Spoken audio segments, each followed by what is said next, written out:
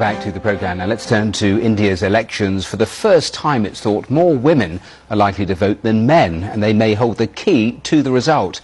The issue of violence against women constantly returns to the headlines in India. It's nearly 7 years since the notorious gang rape of a woman in Delhi. But are women any safer from sex attacks in 2019? Well, our reality check team have been looking at this. Here's Saroj Singh. It can be dangerous to be a woman in India.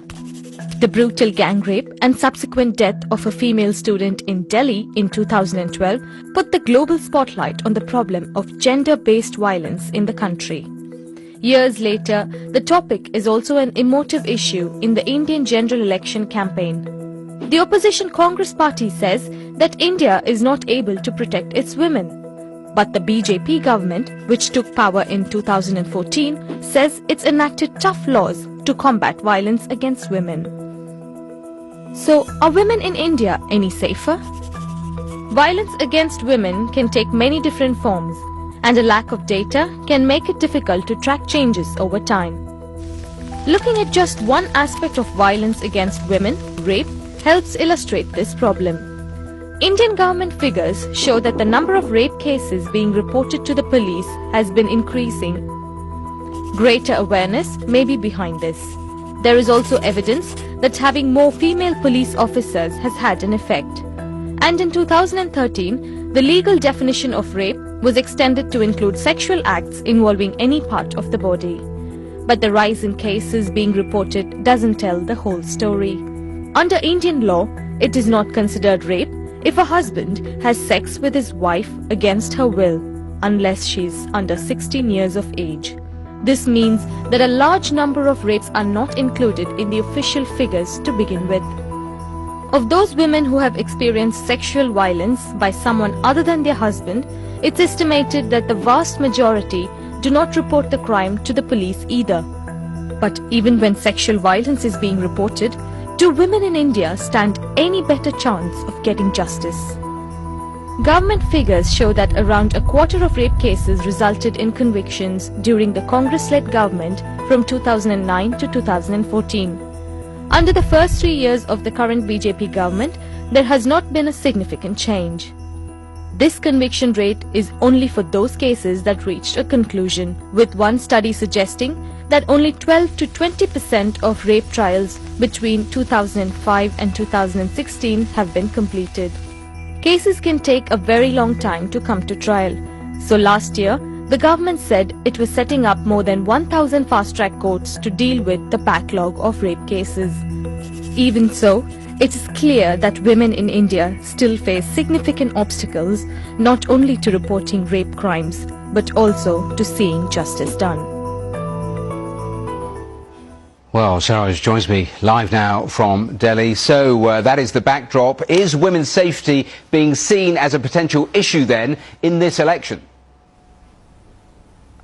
Yes, it is seen as a potential issue, but only in the manifesto making. Different political parties, whenever they go in for making their manifesto and making poll promises, they do say that women's safety issue is one of the prime areas and will be working towards it. But when it comes to the voter, they come out to vote, that time it's not reflected in their voting pattern, because none of the voters, they seem to be affected by whose poll promises what on if it concerns on women's safety issue. So it's a manifesto issue for sure, but when it comes out to voting, I don't think so it is reflected in the voters' turnout, because not many of the women voters, they do come out to vote because of these women's safety issues. Tell me a little more then. Since 2014, the changes brought in by the Modi government, the changes in law. They have made a number of changes, and the first and the foremost, which is very critical, is the one in which they have made death penalty compulsory, death penalty as one of the options for any of the rapists who rapes children below the age of 12 years. So maximum punishment given to them can be a death penalty, which was not there under law previously. But this Modi government has made this change. But nothing major has been seen after that.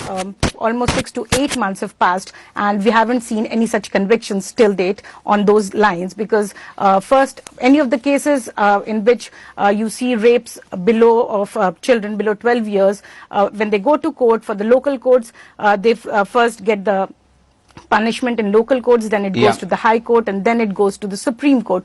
So in that terms, it is a long trial procedure which comes into existence first. After that also some... Just briefly and finally, I mean, a recent Reuters survey found India as the most unsafe place for a woman. What is the opposition saying about where we currently are, briefly?